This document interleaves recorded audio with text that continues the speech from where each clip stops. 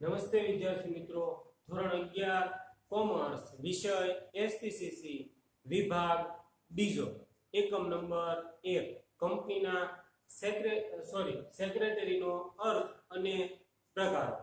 બરોબર ને? તો આપણે સેક્રેટરીનો અર્થ જોયો તો ગયા વિડિયો લેક્ચરની અંદર છે આપણે સેક્રેટરીના વિવિધ પ્રકારો છે એમના વિશે છે એ માહિતી મેળવી હતી. બરોબર ને? એની અંદર આપણે છે એ ગયા વિડિયો લેક્ચરની અંદર મંડળના સેક્રેટરી વિશે છે એ માહિતી મેળવી હતી. બરોબર ને? એની અંદર છે એ મંડળના સેક્રેટરી, તો મંડળના જે સેક્રેટરી છે એની અંદર ટૂંકમાં છે આપણે 6 પેટા પ્રકારો છે એમના વિશે માહિતી મેળવવાની હતી.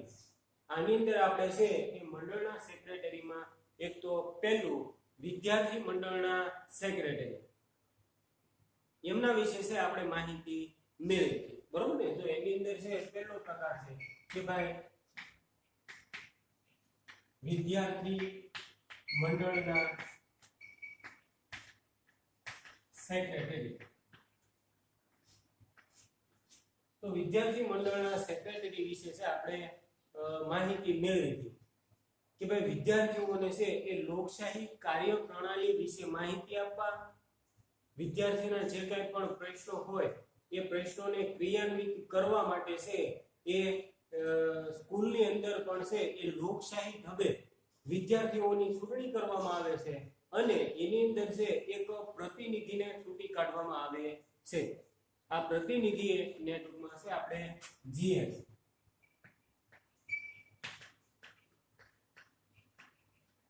જનરલ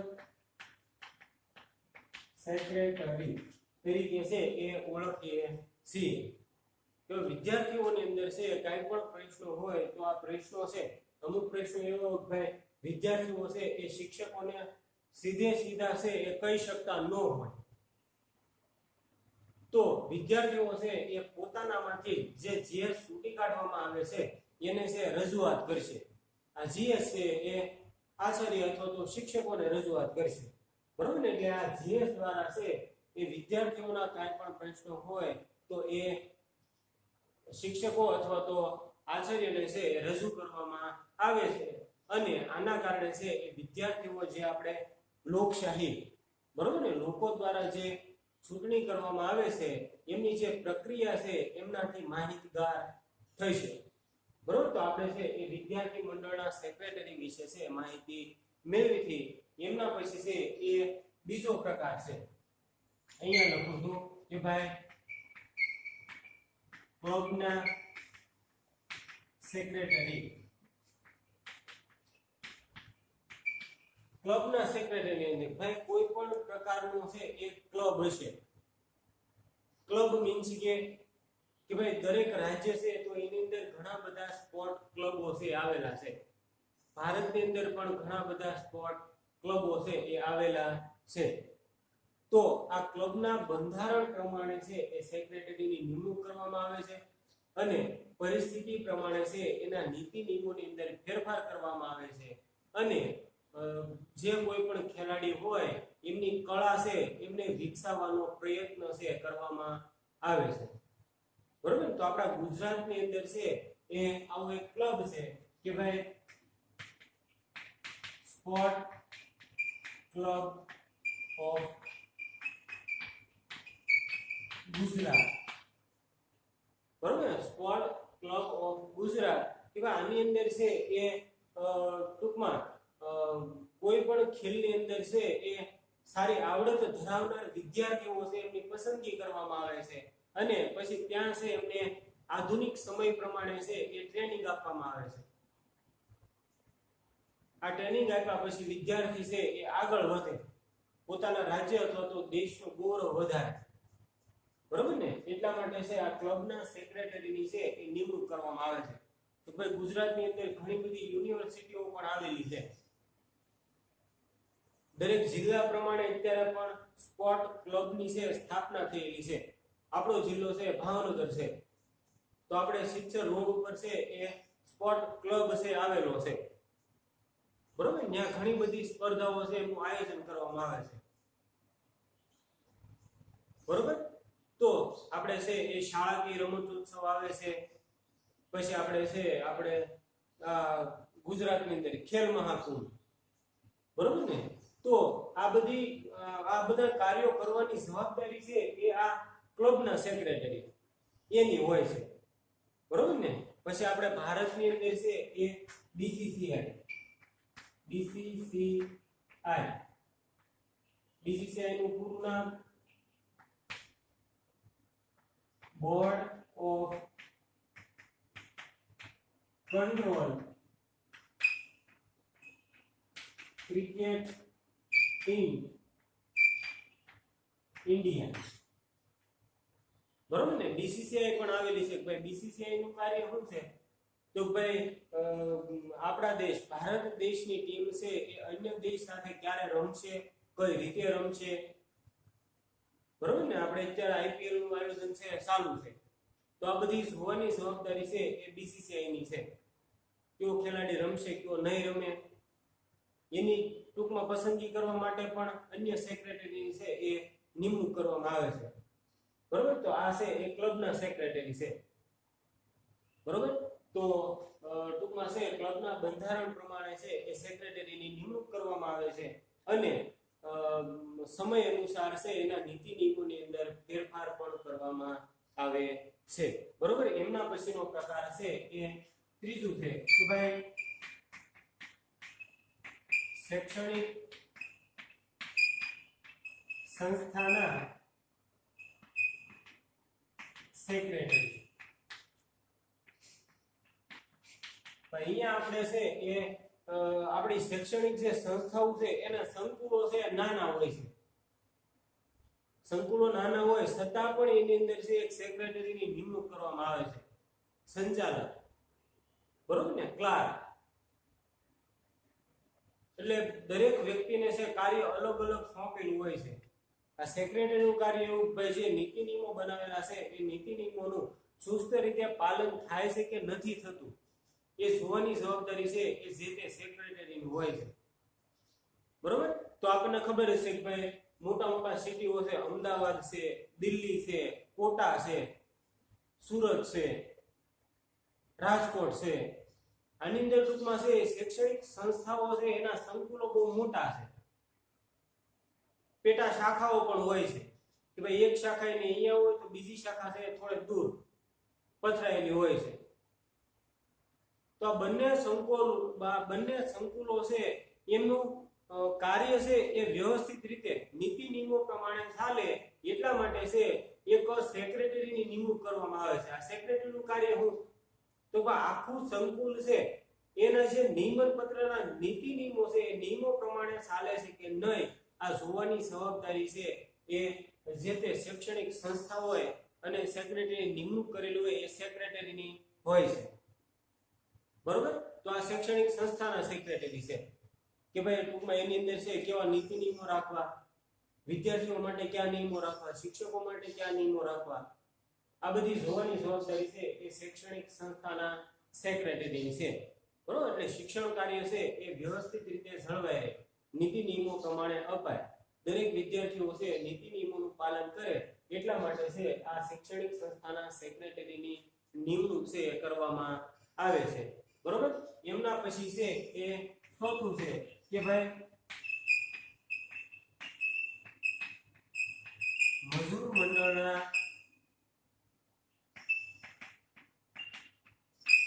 સેક્રેટરી, બરોબર ને. કે ભાઈ આપણા દેશની અંદર છે એ ઘણા બધા મજૂરો છે. હવે મજૂરો સાથે ભેદભાવ ન થાય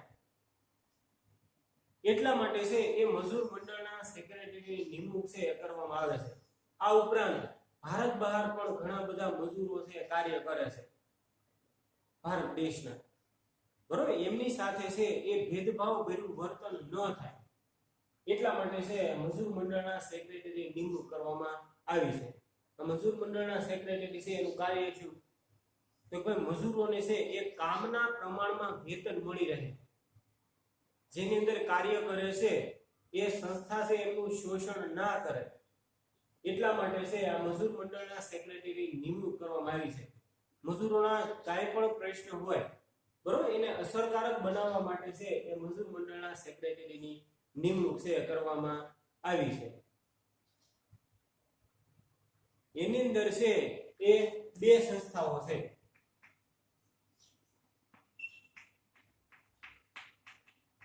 ઇન્ટુ એનું પૂરું નામ છે એ ઇન્ડિયન નેશનલ ટ્રેડ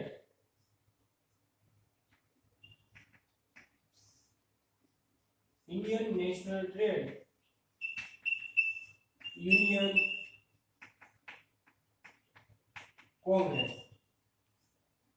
એટલે કે ભારતની અંદર જે મજૂરો આવેલા છે એ મજૂરોના હિતોનું રક્ષણ કરવા માટે છે આ મજૂર મંડળના સેક્રેટરીની એટલે કે ભાઈ ટૂંકની રચના છે થયેલી છે.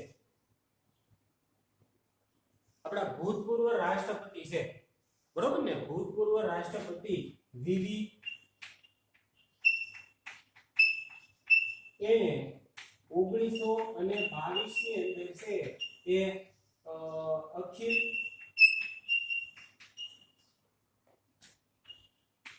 ભારતીય રેલ કર્મચારી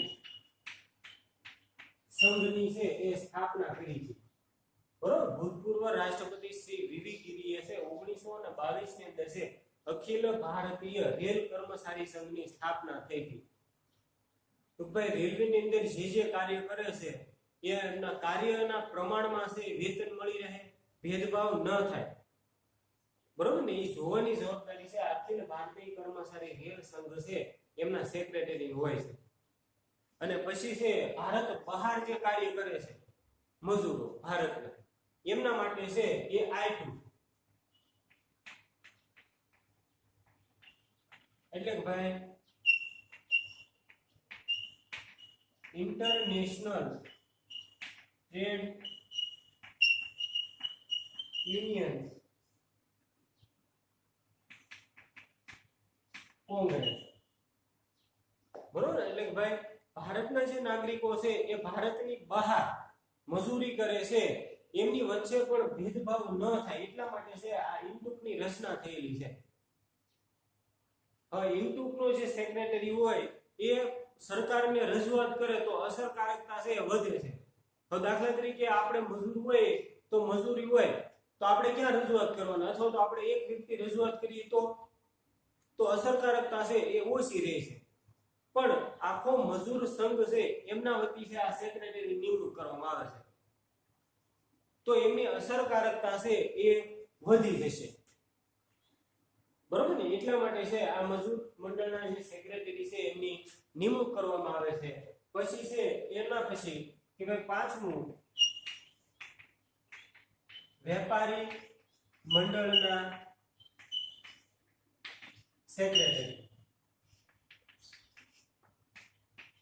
બરોબર. ભાઈ આપણે ટૂંકમાં ઘણા બધા વેપારીઓ પણ છે તો વેપારી મંડળની અંદર પણ એવું જ છે કે ભાઈ એના બંધારણ પ્રમાણે છે વેપારી મંડળના સેક્રેટરી નિમણૂક કરવામાં આવે છે અને જે નીતિ નિયમો હોય એ પ્રમાણે છે એ રચના કરવામાં આવે છે. આની અંદર છે એ ચેમ્બર ઓફ કોમર્સ અને ફિક્કી બરોબર ને. આ બે ટૂંકમાં જે સંસ્થાઓ છે એ વેપારી મંડળના સેક્રેટરીની છે.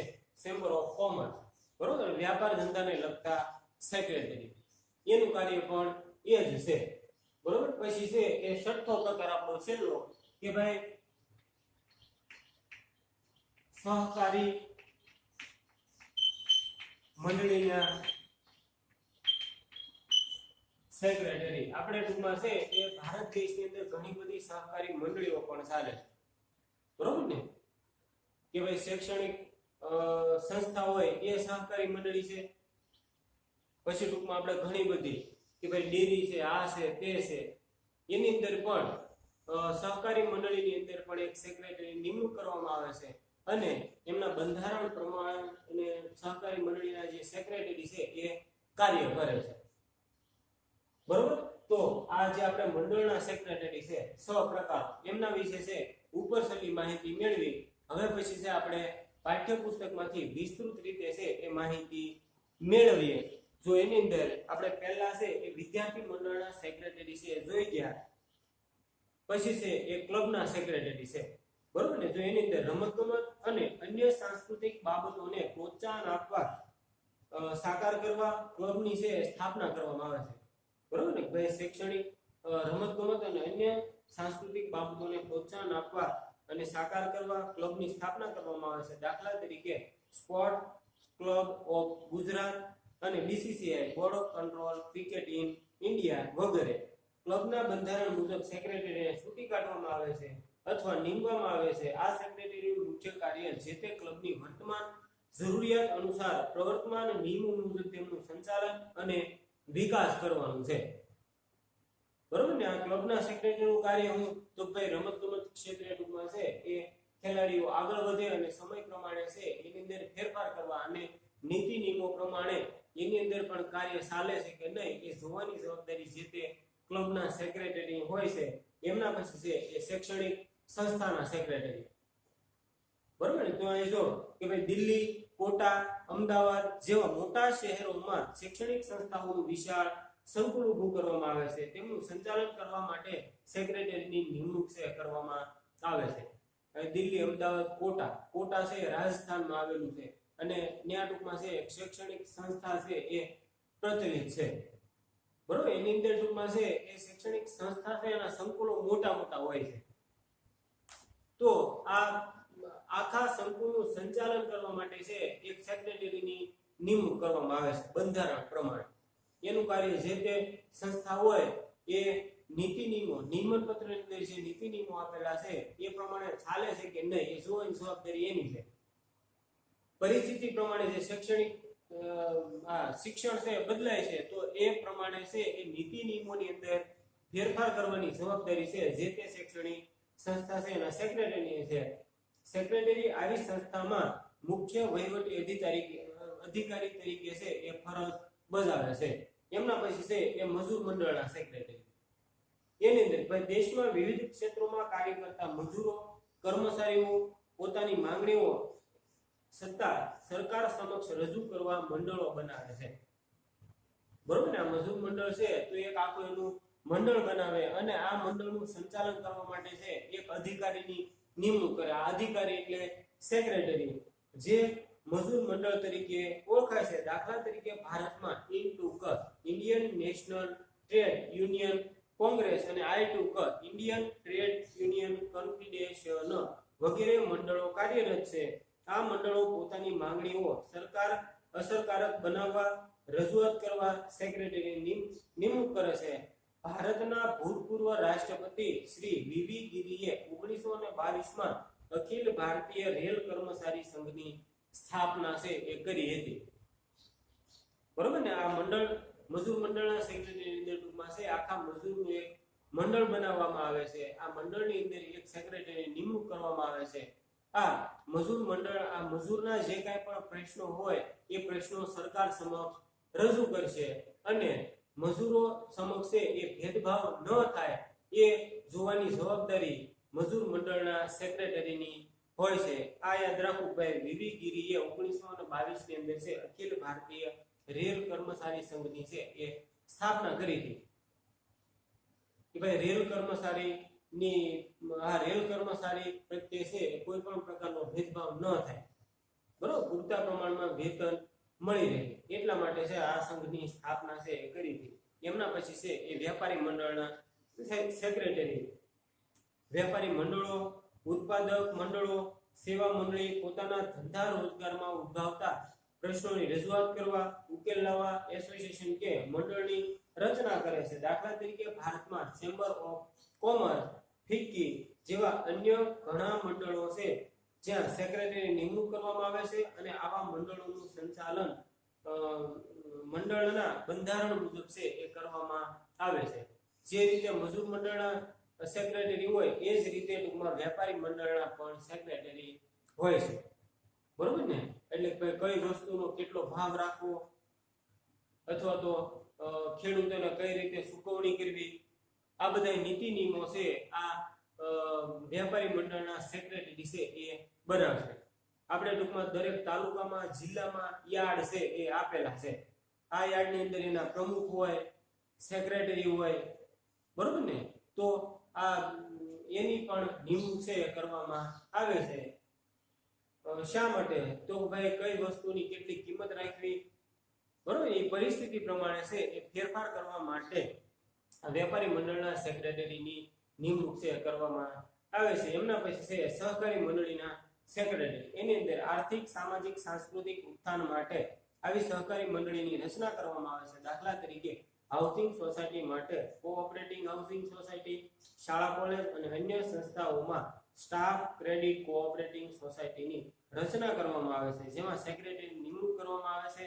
આ સેક્રેટરી જે તે મંડળના નીતિ નિયમો અનુસાર સંચાલન કરતા હોય છે, બરોબર? એટલે સહકારી મંડળીની અંદર પણ છે એ સેક્રેટરીની નિમણૂક કરવામાં આવે છે, અને આ સેક્રેટરી પણ જે તે સહકારી મંડળી હોય એ નીતિ નિયમો પ્રમાણે છે એ સંચાલન કરશે, બરોબર? અહીંયા આપણે છે એ મંડળના જે છે સેક્રેટરીના જે સહપેટા પ્રકારો પડે છે એ આપણે અહીંયા પૂર્ણ કરીએ છીએ.